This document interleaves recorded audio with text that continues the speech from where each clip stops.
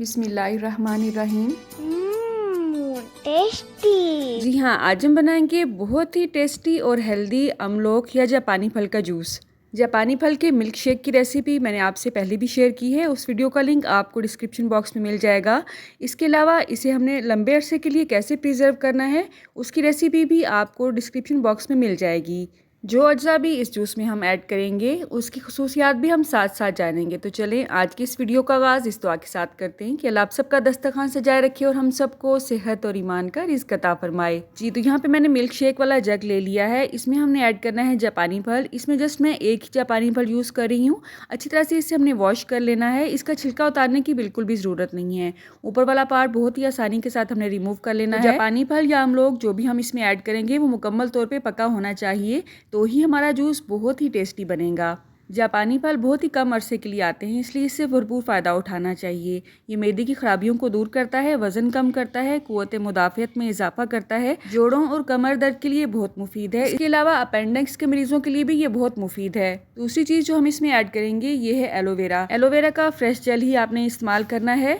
इसे आपने काटने के बाद 3 से 4 घंटे के लिए लंबी पोजीशन में खड़ा कर देना है और इसका जो येलो पार्ट होगा, जो भी जेल होगा, वो हमने निकाल देना है। अच्छी तरह से वॉश करने के बाद इस तरह से हमने इसके साइड वाले कॉर्नर पहले रिमूव कर लेने हैं, फिर ऊपर वाला छिलका इसका उतारेंगे तो बहुत ही आसानी के साथ इसकी जेल उतारी जा सकती है। ठीक है, इसको कवार गंदल भी कहा जाता है। जिस्म की सफाई के लिए ये बहुत मुफीद है। ये तो आप जानते ही होंगे कि स्किन की तमाम डिजीज़ के लिए इसे इस्तेमाल किया जाता है, लेकिन ये कब्ज़ का भी खात्मा करता है, खून को साफ़ करता है। खून की कमी जिन हजरात में है वो अगर इसे इस्तेमाल करते हैं तो इंशाल्लाह ज़रूर अफाका होगा। गट हेल्थ के लिए बहुत मुफीद है, इसीलिए तो ये फाजिल मादों को खारिज करता है। मैदे की खराबी के लिए अच्छा है। जोड़ों और पट्ठों की जो मजबूती है वो इससे आती है अगर आप इसे रेगुलर इस्तेमाल करते हैं। इसके अलावा नज़ला ज़ुकाम और आंतों के जो कीड़े होते हैं वो भी इससे ख़त्म हो जाते हैं। तो इस तरह से 2 इंच की जेल मैंने जस्ट इसमें ऐड की है, बाकी को हम सेव करेंगे, डिफरेंट रेसिपीज़ में इस्तेमाल करेंगे। अब यहाँ पे छोटा सा लेमन मैंने लिया है, इसके जो बीज है वो मैं निकाल लूँगी। इसको मज़ीद हेल्दी और बहुत ही टेस्टी बनाएगा ये छोटा सा लीमू। जिस्म के किसी भी पार्ट में अगर सोजिश है आपको तो ये लीमू बहुत ही अहम किरदार अदा करता है। ज़ियाबतीस के मरीजों के लिए भी अच्छा है, जिगर की खराबी को दूर करता है। इसके अलावा एंटी कैंसरियन जो अज्जा हैं वो इसमें पाए जाते हैं। दांतों में कहीं भी गम्स में अगर खून आ रहा होता है तो उसके लिए भी ये बहुत मुफीद है। दिल और दिमाग की सेहत के लिए बहुत मुफीद माना जाता है, इसलिए अपनी डाइट में एक लीमू ज़रूर शामिल किया करें, चाहे सर्दियां हों चाहे गर्मियां हों। इसमें मैं 1 गिलास पानी ऐड कर रही हूँ। अब इसे अच्छी तरह से हमने शेक कर देना है। इसमें मैंने कोई भी चीनी ऐड नहीं की है।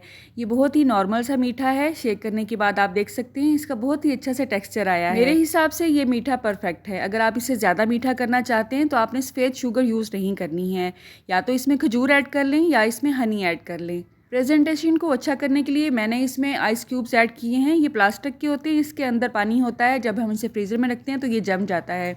बहुत ही पुरानी चीज़ है, मैंने सोचा क्यों ना आपको भी मैं बता दूं कि ये किस तरह से काम करता है। तो धोने के बाद आप इसे रीयूज़ भी कर सकते हैं। इसमें कोई भी ऐसी चीज़ नहीं है जो नुकसानदेह हो। ठीक है, जापानी फल जस्ट 1 से 1.5 माह के लिए आते हैं और जब भी आते हैं इनसे भरपूर फ़ायदा उठाना चाहिए। आप यकीन करें ये इतना टेस्टी है कि अगर आप एक दफ़ा इसे बना के पियेंगे तो जब तक जापानी फल हैं आप इसे रोज़ बनाना पसंद करेंगे।